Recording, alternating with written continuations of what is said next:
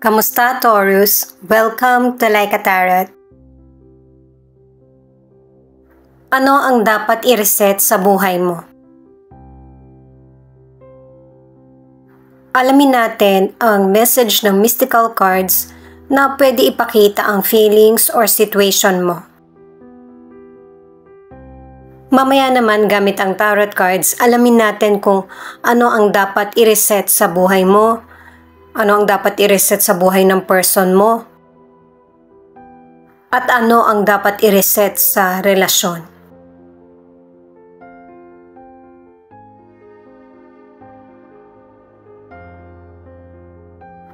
Merong spirit guide na related sa iyo or related sa person mo. Dahil sa nag-aalala pa rin itong spirit guide mo sa iyo. Posibleng family member siya na hindi pa kayang i-let go kayo ng person mo or ang family. Ang gusto ng spirit guide na ito ay mai-apply sa buhay nyo yung healing. At ang kakailanganin nyong ma-reset sa buhay nyo, yung mga past issues or nangyayari ngayon na hindi nakakatulong sa pag-unlad nyo ng person mo.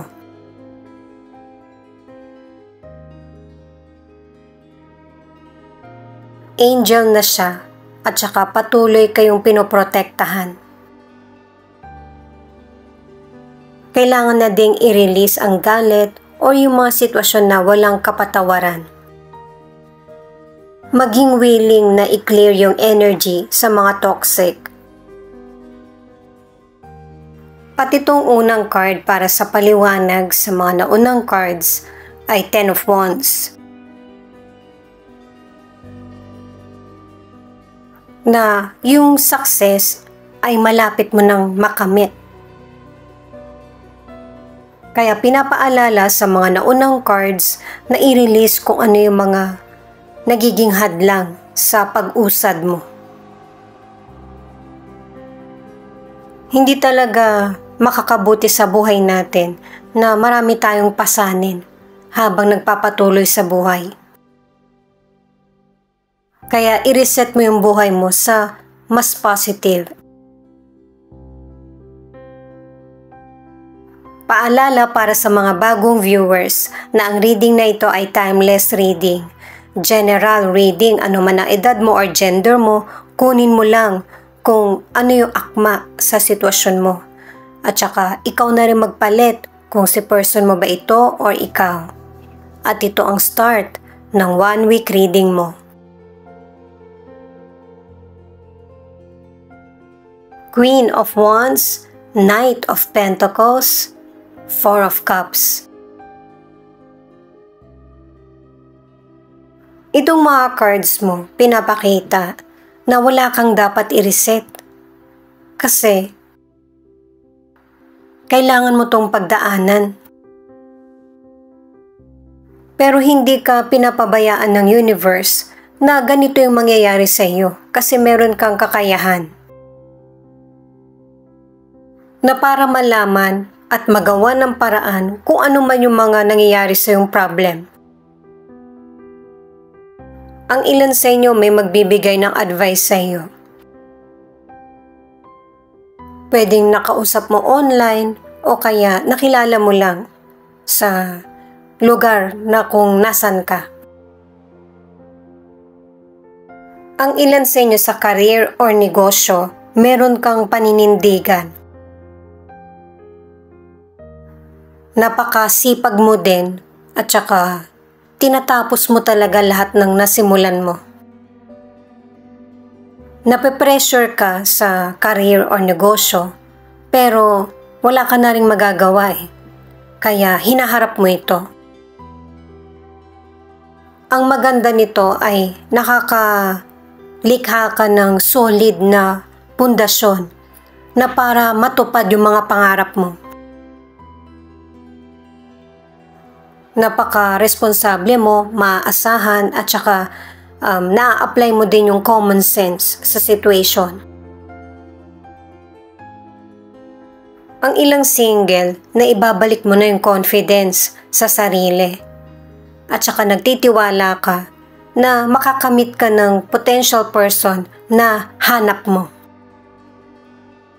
Para sa ilan na nasa relationship, sinisikap ng person mo na maibigay yung mga pangangailangan mo. Kaya i-appreciate mo yung effort na ginagawa niya para sa relasyon nyo or sa family. Ilaan mo yung energy mo sa mga bagay na pwede mo pang mapagtagumpayan. Four of Swords, Knight of Wands, Ten of Swords. Ang dapat i-reset ng person mo sa buhay niya ay yung maling kaisipan at saka maling pag-uugali, anuman ang gender ng person mo. Kasi hindi lang naman ito nakakasama sa iyo, kundi nakakasama din sa person mo, sa imahe niya. Kasi itong person mo meron siyang temper at saka ayaw niya ng pinagsasabihan siya. Yung person na nakikisama or nagtitiis ay sobrang stress na. Itong problem sa person ay nakakatulugan na lang.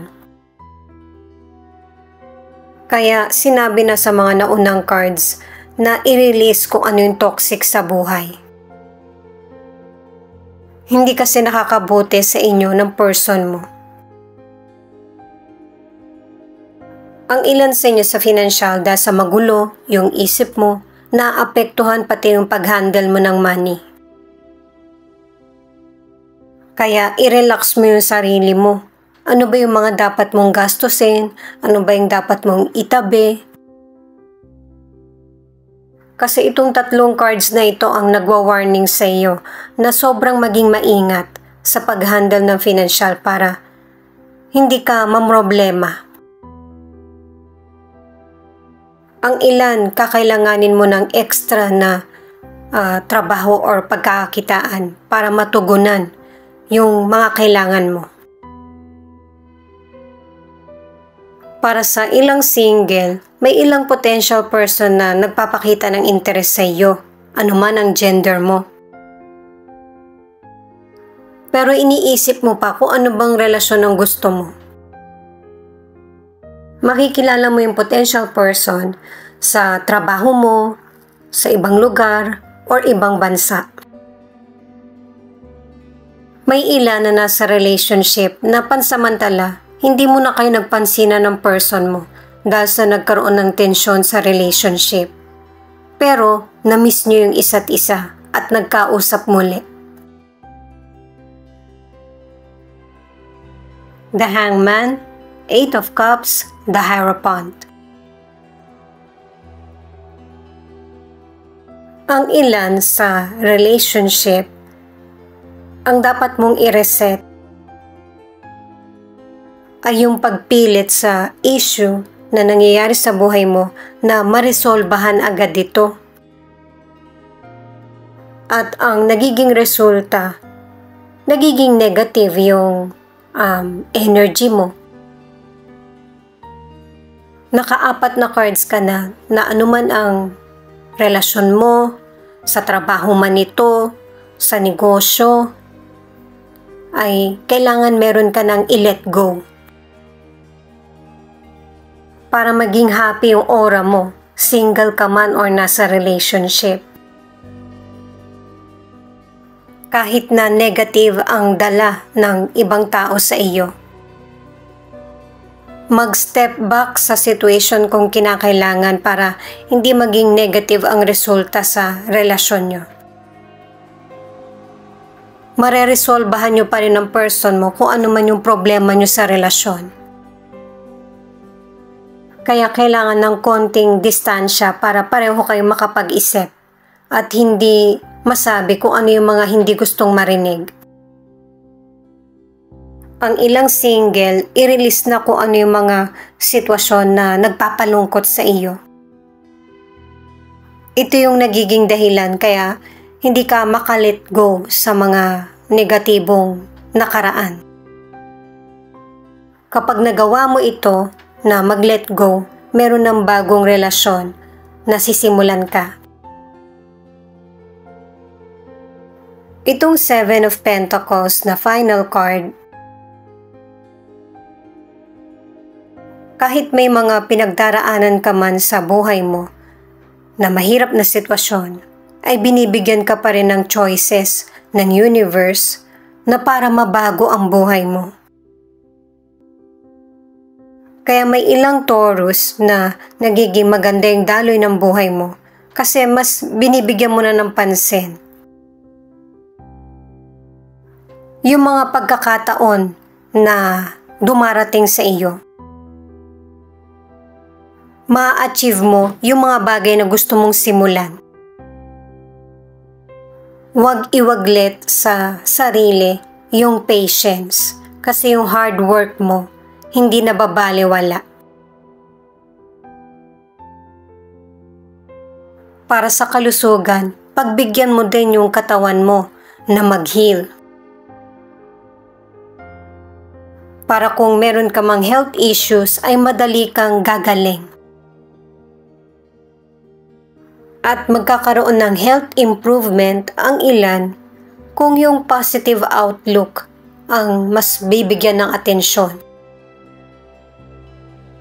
Ang ilan sa inyo idadaan mo muna sa exercise o kaya vitamins. Hindi ka muna pupunta sa doktor kahit na merong health issues. Pero syempre, mas makakabuti pa rin na professional ang titingin sa iyo, lalo na kung walang pagbabago. Ito naman yung mga cards para sa feelings ng person mo na pwede rin ipakita kung ano yung feelings mo kasi connected kayo sa isa't isa. Itong person mo, marami siyang narinig mula sa iyo sa yung mga nararamdaman mo or katotohanan. Kahit na hindi mo nakikita sa kanya, pinipilit niyang buksan yung puso niya sa pangunawa. Kasi yung person mo, hindi siya nawawalan ng pag-asa na yung relasyon nyo, tingin niya, ay magtatagal. Kahit na marami kayong differences or marami man kayong napagtatalunan, ito na yung communication nyo. Yung napapansin mo kung ano yung mali sa relasyon nyo. Kaya inuunawa ka ng person mo or inuunawa mo siya kasi pareho nyong alam sa sarili na kayo yung para sa isa't isa. Yung pagkakaiba nyo ng behavior o kaya timing, yung nagiging problema sa relasyon nyo kaya may mga panahon na hindi kayo magkasundo. Nagpapalito din sa person mo yung paiba-iba mong mood or ugali.